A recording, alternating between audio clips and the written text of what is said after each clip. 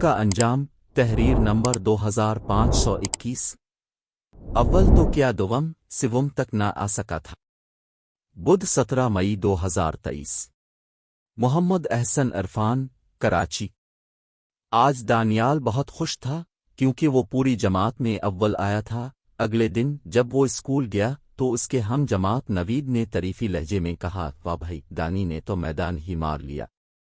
ये सुनकर दानियाल ने गुरूर भरे लहजे में कहा, हाँ, और कोई मेरी बराबरी नहीं कर सकता। वहां मौजूद उसके साथियों को ये बात बारी लगी।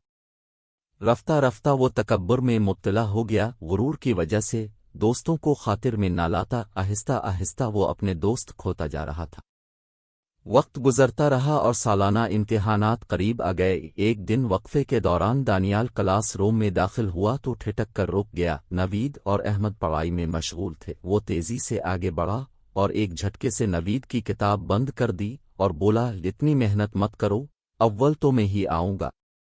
नवीद और अहमद को इसकी बदतमीजी पर गुस्सा तो आया, लेकिन उन्होंने मसलहत से काम लिया और खामोश रहे। इम्तिहानात के दौरान दानियाल के पर्चे तो उसके ख्याल में बहुत अच्छे हुए, लेकिन इसे बेचैनी थी। वो पूरी तरह मुतमिन नहीं था। सालाना इम्तिहानात के नताइज का ऐलान हो रहा था। सिवम अफजल, दुवम अहमद और अव्वल नवीद आया था।